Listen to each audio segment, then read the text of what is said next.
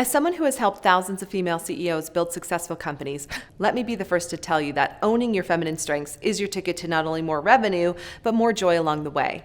In this video, I'm going to talk about the biggest myths we buy into when it comes to women in business that might be holding you back.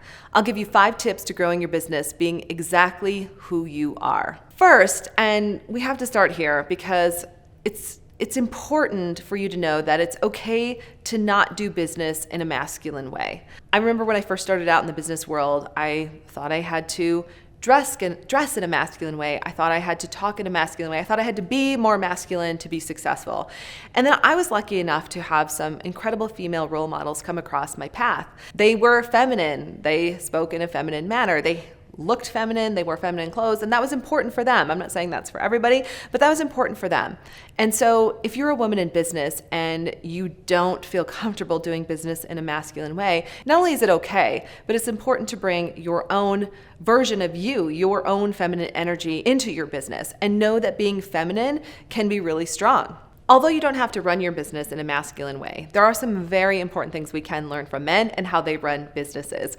And when we get to lesson number 5, I'm going to share one of those very important things with you. The second lesson that I want to share with you is it's okay to be emotional in business. And I think when you say the word emotional, it feels like I'm going to be crying or I'm going to be laughing really loud or it's going to be just really out there. And that's not what I mean at all. I just mean it's okay to show emotion in business. If you care, it's okay to show you care. If you're happy, you can be happy. If you're sad, yeah, sometimes we're sad in business, right? Sometimes things happen.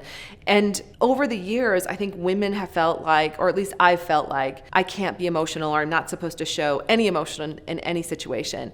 And now, having had my own business for over a decade, I'm super emotional. If you've been hanging out with me for a while, you know that. And our clients know that we care about them. We tell our clients that we love them because we do love them. We want them to be successful. When you're in our community, you are cared about. You're going to get a Christmas gift from us or a holiday gift. You're going to get a birthday present. You're going to get a birthday card, right? We're going to show you how much we care. And I think as women, we can often feel like that's not okay, or I'm not supposed to do that in business. And I want to give you full permission to be who you are. Maybe you aren't super emotional. That's okay. You can still show some emotion or be who you are in the moment. And when you do that, you give people in your company permission to do the same, permission for them to show their emotions as well, whether they're men or women. By the way, I have lots of videos on leadership and mindset on this channel. So if you haven't yet, remember to subscribe. Another really important lesson that I've learned along the way, one that was kind of shocking to me, came when I was in NAWBO. NAWBO is the National Association of Women Business Owners. I was lucky enough to be part of that organization for over a decade. I got to serve as president at the local level and president at the state level, and I just got to know so many incredible women. And one of the things that NAWBO does so well, in addition to public policy is kind of their main focus and keeping small businesses healthy, but they also educate, and they educate women on how to be more successful in business and how to grow their businesses. And I can remember sitting at a conference when this statistic flashed in front of us, and I've never forgotten it. It has stuck with me these years. And that statistic is that only 3% of women business owners make it over the 7-figure mark. 3%.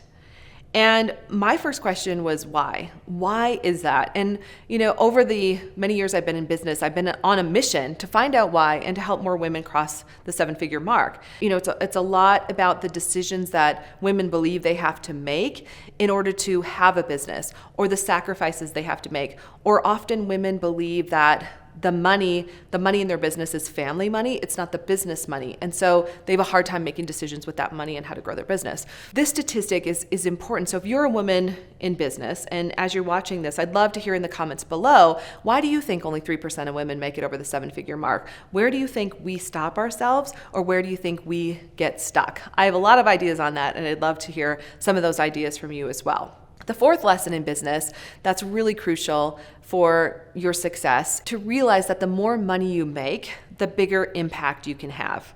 Whether it's in your business, on your employees, on your clients, on your greater community, on nonprofits. Let's face it, when you're poor or when your business doesn't have enough money, you can't make an impact, right? And I love to think about successful business owners that we all know who are well known in the world, and the amount of impact they actually can make because of the amount of money that they're making, right? So for you in this moment, I want you to think about the impact that you'd like to make. If money wasn't an issue, right? If there was more than enough, if you were in a state of overflow in your business every single day, what would you be doing differently? How would you be impacting your business? How would you be impacting your clients? How would you be impacting the world?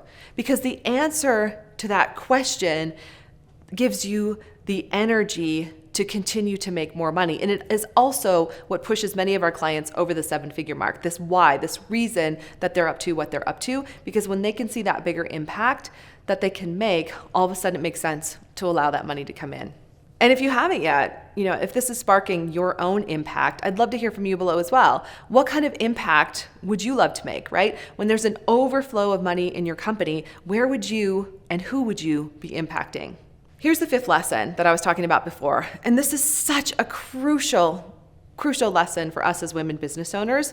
If you haven't gotten this lesson yet, it's not a coincidence that you're hearing this right now. And I also believe this is one of the reasons that so few women business owners make it over the 7-figure mark. And here's the lesson. You are not the team. I remember a coach saying this, and it just has stuck in my brain over the years. She said, when men start businesses, they immediately hire a team. When women start businesses, they are the team. Can you relate to that? I know I can. When I started my business, I did everything. I did everything because I was truly bootstrapping the business. It never occurred to me that I should try to raise money. It never occurred to me that maybe I should get a business loan so I could hire sooner. It just didn't even occur to me.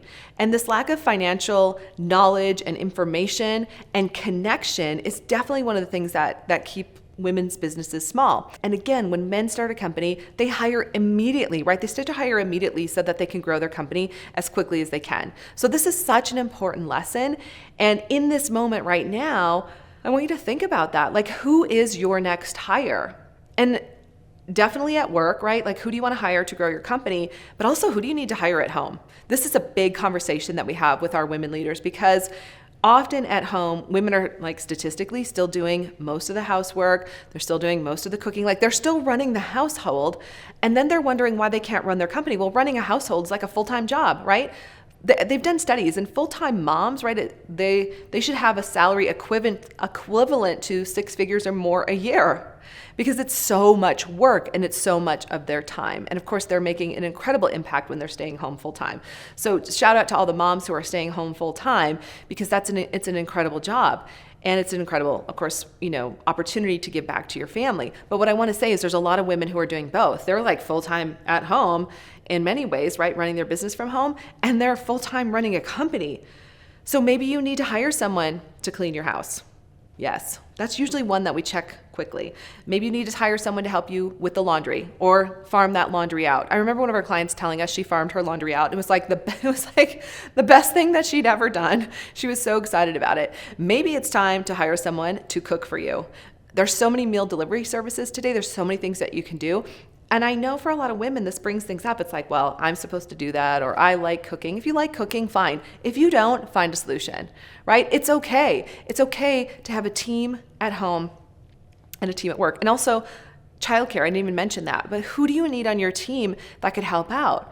We have clients who, they might have a nanny or someone who's, some of them have nannies, some of them have nannies, but people who are helping them out with their kids.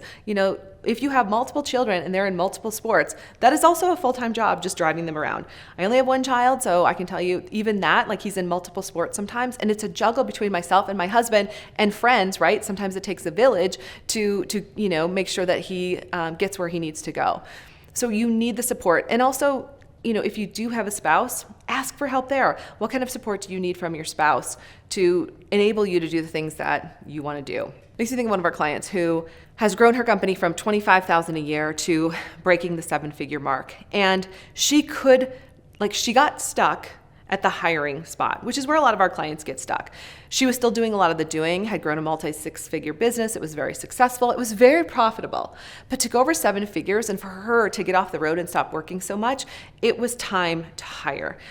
And on the other side of hiring was so much peace and freedom for her. Her company's still very profitable, but now she has people that are doing the doing for her, so she's not doing it all. And she also has the support that she needed at home. So hopefully the story resonates with you, and the tips that I gave you today really resonate and inspire you to hire at home, at work, and get the support that you need.